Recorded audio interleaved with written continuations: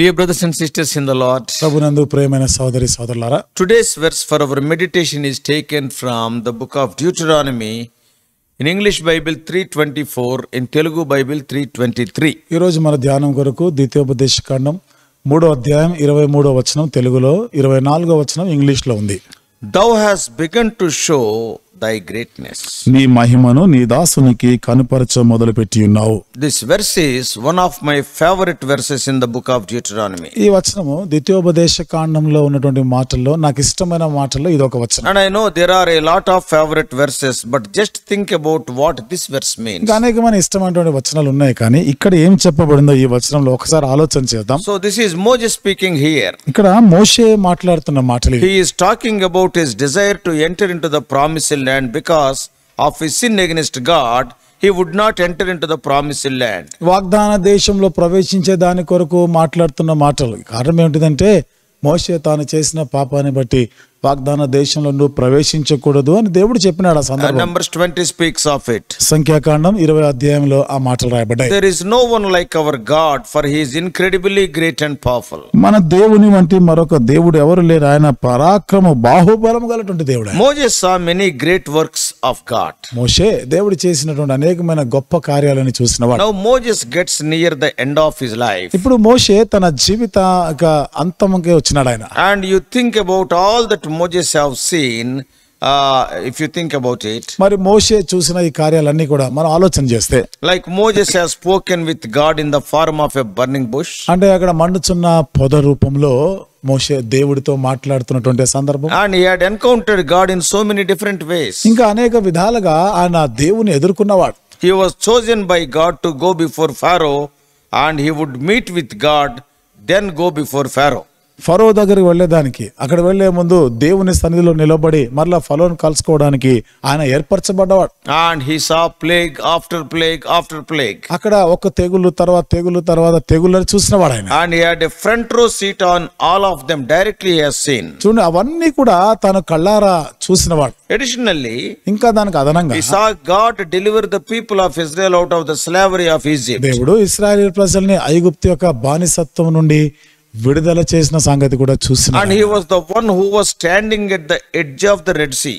ఎర్ర సముద్రం యొక్క అంచున నిలవబడ్డటువంటి వ్యక్తి ఈయన. And when he saw it split down the middle, so they could walk through on dry ground. మధ్యకి రెండుగా విభాగించబడి ఎండిన నేల, ఆరిన నేల మీద ఇశ్రాయేలు అందరూ నడిచి వెళ్ళిపోయినటువంటి సంగతిని చూసినవాడు. He led them through on dry ground. ఎండిన నేల మీద వాళ్ళని నడిపించినాడు. And Moses saw food coming down from heaven and water flowing from rock. ఆకాశం నుండి ఆహారం కురిపించబడుట, బండలోండి నీళ్లు రావడం, ఇవన్నీ మోషే చూసినాడు. On Mount Sinai in Exodus 19, when everybody else had to stay away, Moses was invited by God to come up to the mountain and meet with him to receive his law. నిర్గమకాండం 19వ అధ్యాయంలో ప్రజలందరూ కూడా అక్కడ క్రింద ఉండగా మోషే మాత్రమే సినాయి పర్వతం పైకి ఆహ్వానించబడ్డాడు. అక్కడ దేవుని యొక్క ధర్మశాస్త్రాలు, ఆజ్ఞలు అతనికి ఇవ్వాలనుకున్నాడు. Moses would go into the tent, that is the tent of meeting, and meet with God. మోషే అక్కడ వెళ్లి దేవునితో కూడా ఆ గుడారంలో వాళ్ళు కలుసుకునేటువంటి గుడారంలోకి వెళ్తూ ఉండేవాడు. And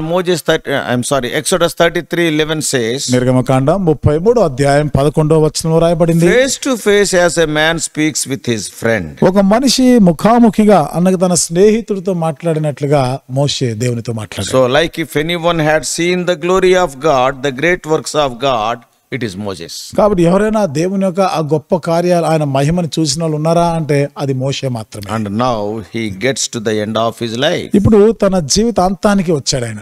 And he says in verse 24, 24వ వచనంలో చెప్తున్నాడు. and in Telugu it is 23 also. తెలుగులో 23వ వచనంలో ఉంది, O Lord God, you have only begun to show your servant your greatness and your mighty hand. యెహోవా ప్రభువా, నీ మహిమను, నీ బాహుబలమును నీ దాసునికి కనుపరచ మొదలుపెట్టి ఉన్నావు. So this verse reminds us that God's might has no end. ఈ వచనము దేవుని యొక్క బలముకి అంతం లేదు అనేది జ్ఞాపకం చేస్తుంది. God has a plan for each one of our lives. దేవుడు మనలో ప్రతి వారి జీవితం గురించిన ఒక ప్రణాళికను కలిగి ఉన్నాడు. Just like he had a plan for his chosen people Israel. తాను ఏర్పరచుకున్న ఇశ్రాయేలీయుల ఎడల ఎట్లా అయితే ఆయన ఒక ప్రణాళిక కలిగి ఉన్నాడో అదే రీతిగా మనందరి గురించిన ప్రణాళిక ఉంది ఆయనకి. God has rescued his people from Egyptian bondage in order to bring them into the land he has promised to their forefathers. దేవుడు తన ప్రజలను ఐగుప్తు యొక్క బానిసత్వం బంధకాల నుండి విడిపించి తద్వారా పితరులతో చేసినటువంటి వాగ్దాన దేశమైన కానానికి నడిపించాడు. In this passage, ఈ భాగంలో Moses had just transferred Israel's leadership to Joshua. మోషే ఇశ్రాయేలీయులకు పైన నాయకత్వాన్ని అప్పుడే యెహోషువకి ఆయన అందించాడు, బదిలీ చేసినాడు. And I mean, of course, he detailed, a detailed review he has written here are told on that day that had taken place during the 40 years of leading Israel through the wilderness. ఈ 40 సంవత్సరాలు అరణ్యంలో వాళ్ళు నడిచినటువంటి తీరు సంగతులు ఇవన్నీ కూడా ఒకసారి మళ్ళీ పునఃపరిశీలన చేస్తూ యెహోషువకి జ్ఞాపకం చేస్తున్నాడు. Yeah, during the first 2 years the Israelites had received instructions from the Lord. మొదటి 2 సంవత్సరాల్లో దేవుని యొద్ద నుండి వాళ్ళు సూచనలు విన్నారు. He established the law of Moses. మోషే యొక్క ధర్మశాస్త్రమును అక్కడ స్థిరపరిచాడు. He defeated their enemies. వారి శత్రువులను ఓడించాడు. And the Lord sustained all their bodily needs. మరి దేవుడు వారికి శరీర సంబంధమైన అవసరతలు ఇవన్నీ కూడా తీర్చినాడు. And God provided them with their tabernacle for the worship of God. దేవుడు వాళ్ళని మరి దేవుణ్ణి ఆరాధించే దాని కొరకు ప్రత్యక్ష గుడారం గురించి చెప్పాడు. And the people were ready to enter the promised land. ఇప్పుడు ప్రజలు వాగ్దాన దేశంలో ప్రవేశించడానికి సిద్ధంగా But ఉన్నారు. due to their unbelief, అయితే వారి యొక్క అవిశ్వాసం, due to their అపనమ్మకం, disobedience, వాళ్ళ అవిధేయతను due to బట్టి, their murmuring, వారి యొక్క సనుగులను బట్టి, due to their rebellious hearts, వారి యొక్క తిరుగుబాటు స్వభావము మనస్సును బట్టి their entering into the land of promise was postponed. వాగ్దాన దేశంలో వాళ్ళ ప్రవేశము వాయిదా పడింది. And God allowed his people to wander for 38 more years ఇక before the little company finally crossed the Jordan into Canaan. ఇక దేవుడు ఆ ప్రజలైనటువంటి వారిని ఆ ఎర్ర సముద్రం దాటి కనాలలో ప్రవేశించడానికి ముందుగా మరొక 38 సంవత్సరాలు అట్లా తిరుగులాడ చేశాడు. Also, I want to clarify one important thing. ఇక్కడ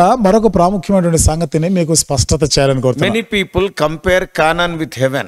మరి చాలా మంది కానానుని పరలోకంతో పోల్చి చెప్తూ ఉంటారు. Canaan is not a picture of heaven. ఇక్కడ కానాన్ అనేది పరలోకానికి దృశ్యం సాదృశ్యం కాదు. In Canaan, they fought battles. In heaven, we need not fight. కానానులో వాళ్ళు యుద్ధాలు చేశారు. పరలోకంలో మనకు యుద్ధాలు చేసే అవసరం లేదు. యుద్ధాలు ఉండవు. Canaan, there are some cities are there to conquer. In heaven, nothing is there to conquer. కానానులో వాళ్ళు స్వాధీనం చేసుకొని జయించడానికి కొన్ని పట్టణాలు ఉన్నాయి. పరలోకంలో ఇలాంటి స్వాధీనం చేసుకోవలసిన పట్టణాలు అన్ని ఏమి లేవు. In Canaan, the Israelites have to kill the giants. In heaven, we need not kill anybody. కానానులో వారు ఉన్నత దేహులైన వారిని వాళ్ళు చంపవలసిన పరిస్థితి వచ్చింది.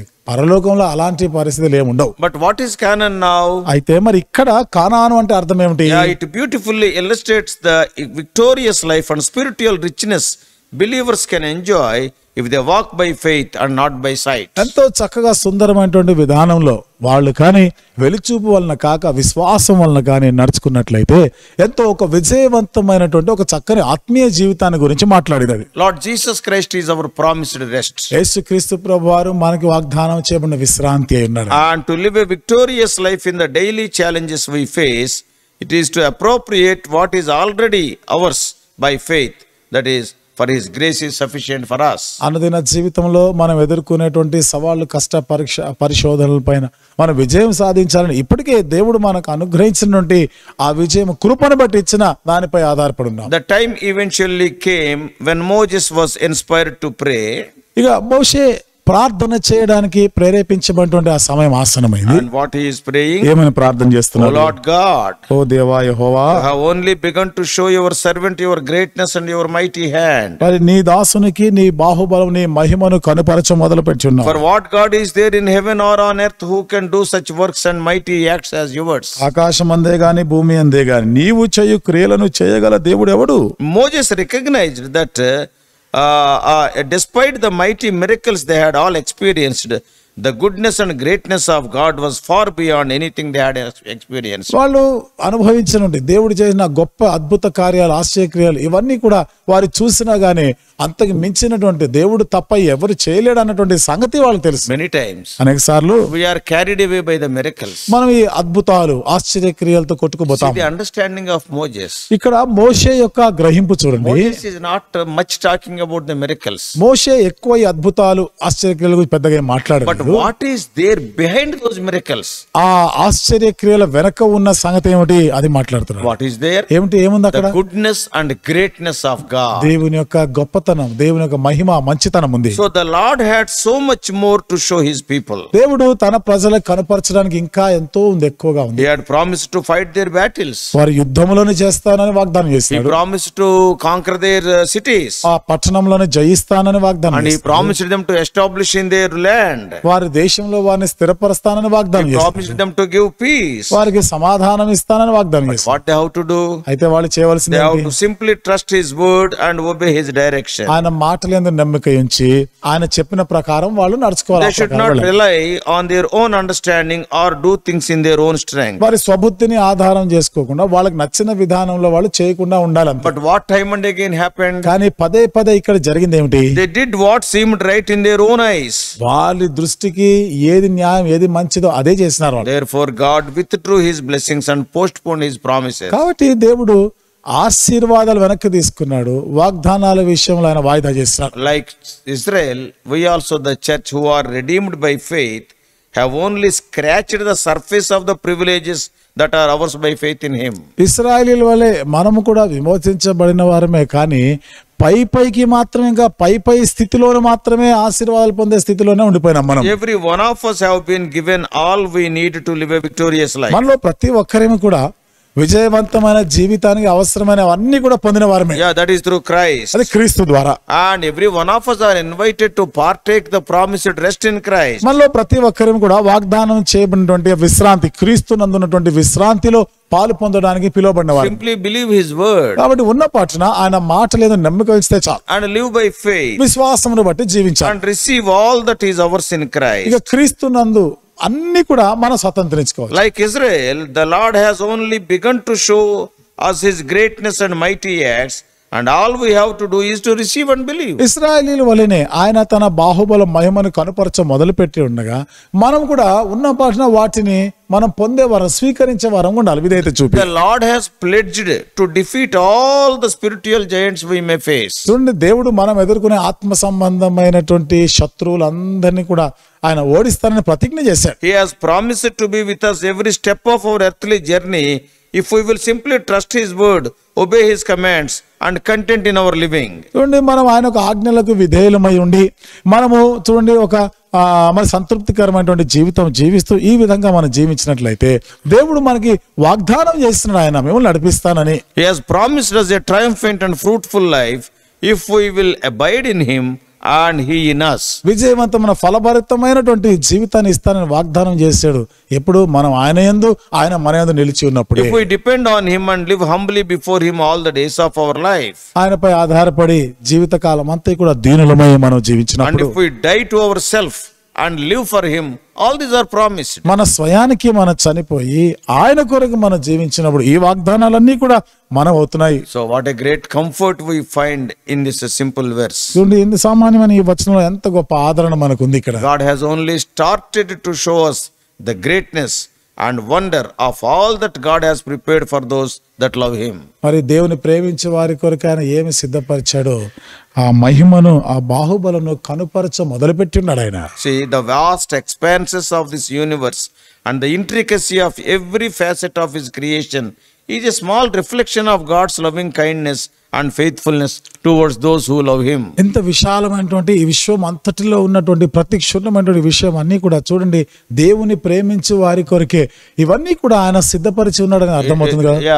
God's loving kindness and faithfulness towards those people who love him. దేవుని ప్రేమించే వారికి దేవుని యొక్క దయా దాక్షిణ్యం, వాత్సల్యత వారి కనపరుస్తున్నాడు. So as we journey through life, మరి జీవిత యాత్రలో మనం సాగుతుండగా we have been given all that we need to live a victorious life. విజయవంతమైన జీవితం జీవించడానికి కొరకైనటువంటి అవసరమైన అన్ని కూడా మనకు అనుగ్రహించబడ్డాయి. We have all we need to defeat every giant and conquer every Jericho through Christ. కాబట్టి క్రీస్తు ద్వారా ప్రతి ఒక్క ఆ ఉన్నత దేవుల్ని, ప్రతి ఎరికోని, మనం శత్రువుల్ని జయించగలుగుతాం. Because our strength is Lord. ఎందుకంటే మన బలము ప్రభువే.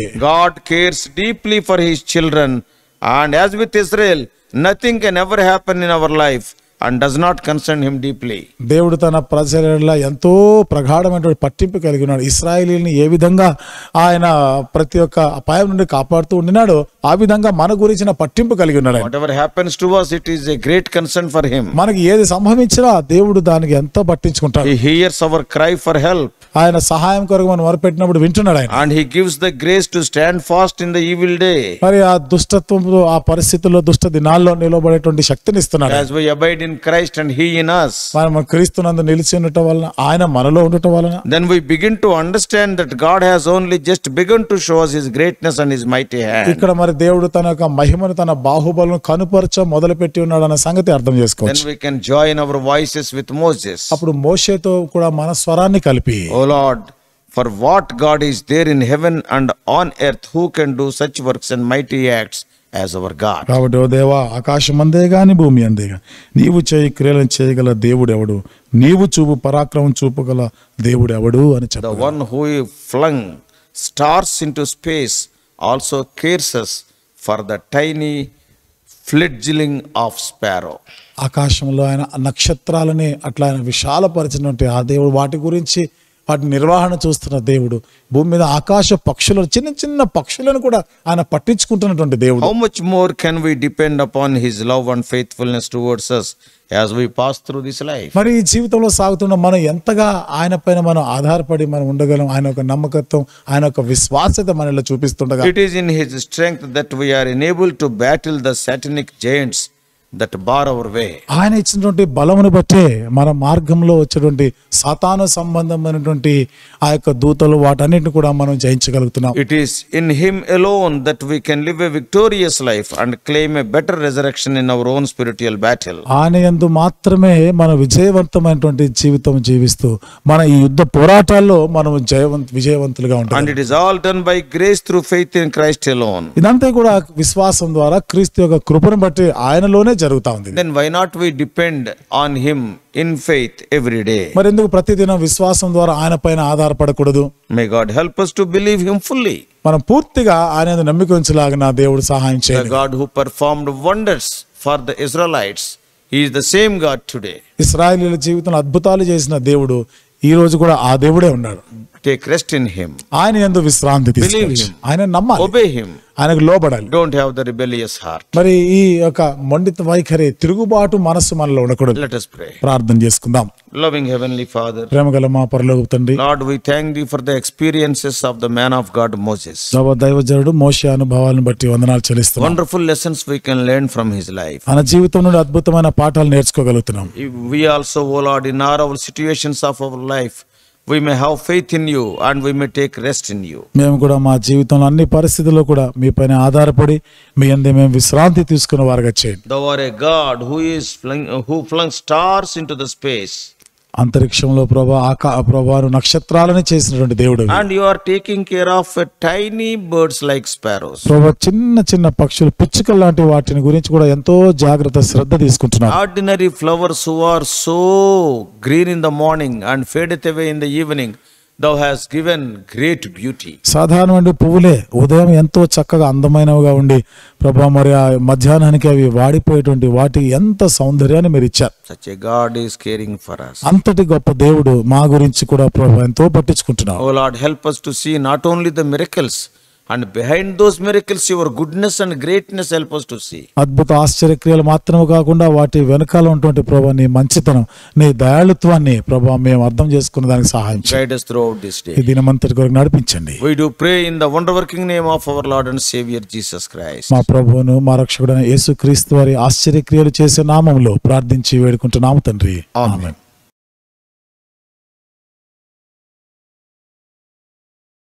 God bless you all. Please subscribe for more spiritual messages on YouTube channel John Victor Hebron.